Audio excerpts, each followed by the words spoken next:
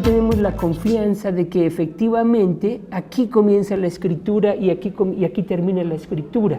Los bordes de la imagen, que en ciertas tradiciones constituyen sin duda el principio de la imagen, los marcos de la imagen. En la tradición de Occidente, el marco de la imagen es a la vez un dispositivo tecnológico, físico y un dispositivo semiótico.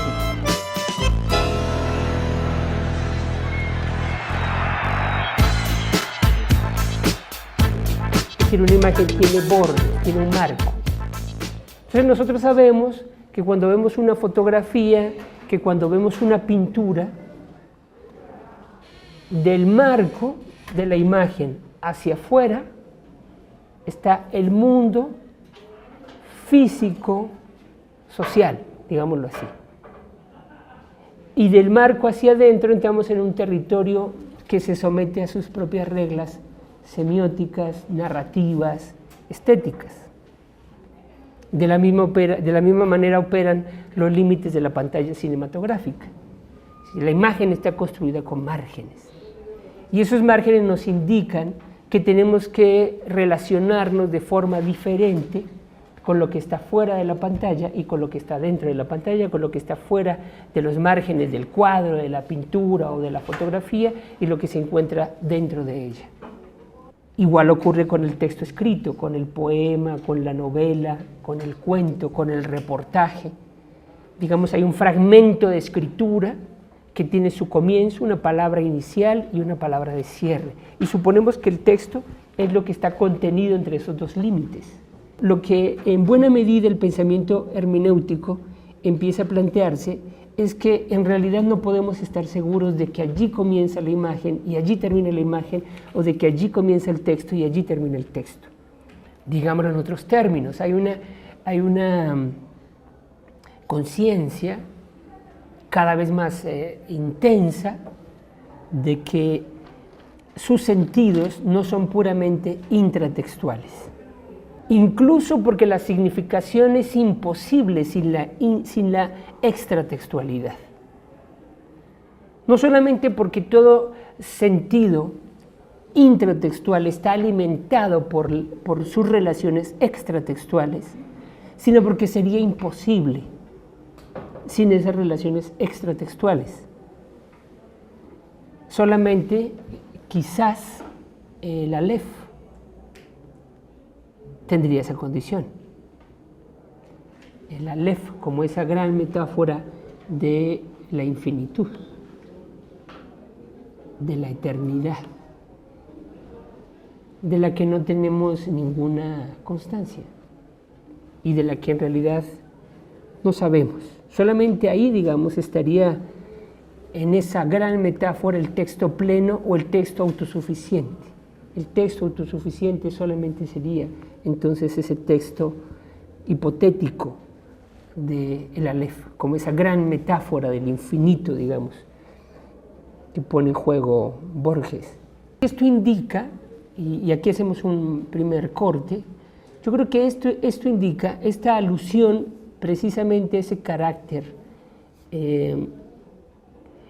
imposible del texto autocontenido y su referencia a la metáfora del Aleph como única posibilidad de un texto autosuficiente, va señalando que el pensamiento hermenéutico lleva el problema de la interpretación del texto a un plano ontológico, que se plantea la cuestión del sentido como una cuestión del ser, como una cuestión ontológica. Esto me parece que nos está diciendo dos cosas sustanciales. Por una parte, es reparar a la idea del ser en el texto, el problema del ser en el texto, o quizás podríamos decirlo, del ser como texto. Y la segunda cuestión, la evidencia de que el ser entonces es interpretable, en tanto que corre en la textualidad. En otros términos, es un poco pensar entonces la realidad del ser, o el campo del ser, digámoslo así, como un territorio de textos, de relatos, de mitos, de narraciones, de saberes sobre sí y sobre lo otro, de lenguajes, de gramáticas, de problematizaciones de los signos, de simbolizaciones heredadas por la tradición y problematizadas en el presente. La experiencia y el factum del ser, digámoslo así, está articulado en lenguajes. Es un problema textual también, ¿no? Ese es el sentido, es un profundo sentido hermenéutico que por otra parte, en campos, digamos, diferentes, como el de las ciencias positivas, de alguna manera a lo largo del siglo XX ha encontrado un destino similar. Si nosotros hacemos un poco la revisión de la manera en que el pensamiento lingüístico y la filosofía analítica, por ejemplo, desde fines del siglo XIX hacia el siglo XX dan ese gran giro lingüístico, lo que se conoce como el giro lingüístico, que es el paso, digamos, del pensamiento concentrado, fincado en las ideas, a un pensamiento desplegado en el orden del lenguaje, ¿verdad?, configurado como ciencias positivas al comienzo del siglo XX, especialmente cuando la lingüística alcanza, digamos, un gran estatuto científico, cuando se desarrolla la filosofía del lenguaje de corte analítico, cuando se desarrolla la pragmática, etc.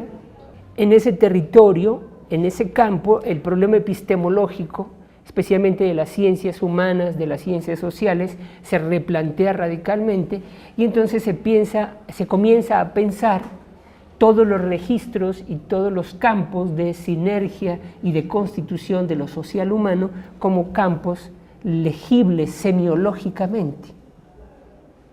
Y entonces el problema del texto se vuelve en ese otro territorio también como un problema capital. La cultura leída como un texto, la arquitectura leída como un texto, el cuerpo leído como un texto, los rituales como fundamentalmente texto, las relaciones institucionales como relaciones textualizadas.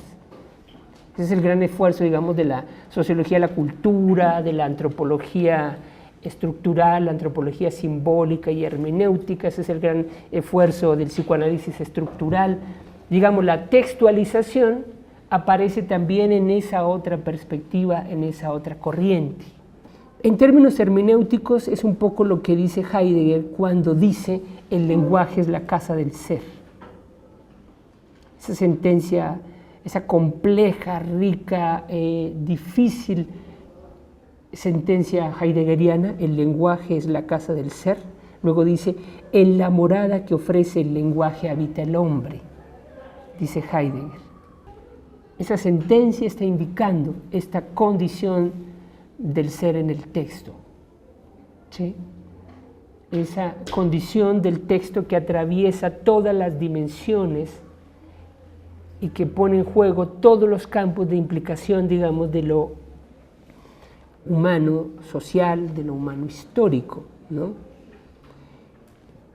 De ahí entonces que la relación que tiene la hermenéutica con el lenguaje sea una relación capital. El lenguaje entonces se constituye en el gran problema hermenéutico, ¿verdad? Es decir, para el pensamiento hermenéutico el lenguaje no es una cuestión, sobre esto regresaré, puramente técnica o epistemológica. Es una cuestión fundamentalmente hermenéutica. Fundamentalmente hermenéutica significa que el lenguaje tiene que ver con lo que es, con la existencia, con las condiciones de la propia existencia, con la relación básica que establecemos con el mundo, Es un territorio ontológico, puede ser un territorio epistemológico, teórico, pero inicialmente, primigeniamente, es un problema ontológico.